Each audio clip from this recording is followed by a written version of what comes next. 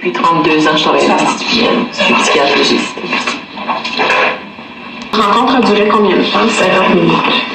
Au terme de... M. Milda est un homme visiblement intelligent et articulé. Il connaît les accusations qui ont été portées contre lui. Il en sait au niveau théorique les conséquences légales. De ce côté-là, au des divers intervenants du processus légal, je me posais des questions par rapport à sa capacité de respecter le discours quand vous lui parlez. Comme je mentionnais tantôt, c'est visiblement un homme intelligent. C'est un homme articulé. Quand vous dites qu'il aurait de la misère à communiquer avec son avocat, est-ce que la communication avec vous a été difficile? La communication avec moi n'a pas été difficile. Il a répondu de son mieux aux questions que je lui ai posées. Vous dites qu'il a semblé intelligent. Qu'est-ce qui vous fait dire qu'au courant de votre entrevue, vous avez affaire avec quelqu'un qui soit intelligent? Premièrement, ce qu'il me mentionne, c'est qu'il est étudiant au cégep. Je pense que ça prend quand même un niveau de fonctionnement intellectuel qui est normal pour réussir à se rendre à cette étape-là.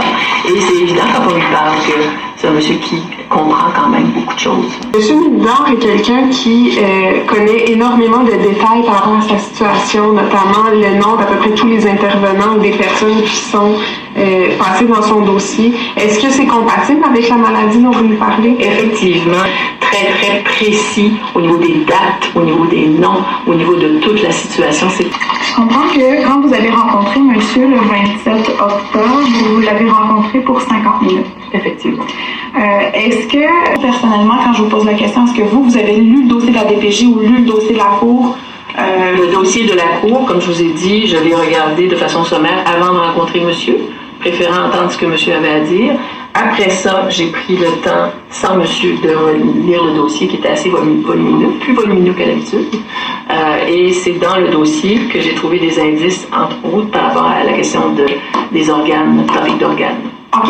Donc, je comprends que la question du trafic d'organes, c'est pas monsieur qui vous en parle quand vous le rencontrez le 27 octobre. Pas spontanément. Je vous soumets qu'en fait, il n'y a jamais été question de trafic d'organes, mais plutôt de trafic d'enfants. Est-ce que c'est possible? C'est possible que ce soit trafic d'enfants. Dans un établissement hospitalier, là, avec vous, je parle. Pas dans un établissement hospitalier, non, effectivement. Puis je comprends aussi, selon votre rapport, qu'il n'y a jamais eu d'antécédents psychiatriques connus ou su dans aucun établissement. Là. C'est ce qu'il m'a mentionné. OK. Donc, vous, personnellement, vous n'avez pas fait de vérification à cet effet-là? Je ne peux pas me mettre à envoyer des demandes d'informations à l'extérieur. C'est juste une question. Quand la personne me dit « je n'ai pas d'antécédents », je ne peux pas demander de résumer le dossier de quelque instance que ce soit. Si je vous soumets, dans le fond, les symptômes que vous évaluez à ce moment-là, c'est, est-ce qu'on peut dire que c'est une précision quant au niveau des intervenants?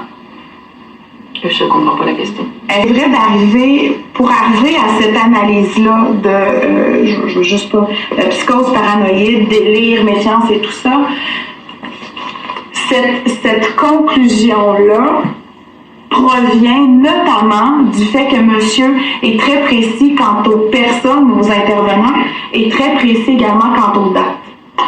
C'est un critère accessoire. Que dans votre analyse, monsieur comprend le rôle du juge, comprend le rôle du procureur de la couronne et comprend le rôle de la défense. Effectivement. Quand vous dites que monsieur, vous vous interrogez quant à sa capacité de collaborer avec son avocat, est-ce que monsieur vous explique les difficultés qu'il a eues avec ses avocats précédents? En fait, il n'était pas satisfait de l'avocat qu'il avait représenté à l'audition précédente. Je lui ai demandé est-ce que c'est possible de communiquer avec lui pour comprendre qu'est-ce qui s'était passé dans la perception de l'avocat. Il a refusé de me donner accès à son avocat. Et vous, est-ce que vous faites des vérifications, notamment à ce qui a été dit à la cour ou ce qui est inscrit dans le procès-verbal? Je ne crois pas que j'avais ces informations-là. J'avais une foule de papiers.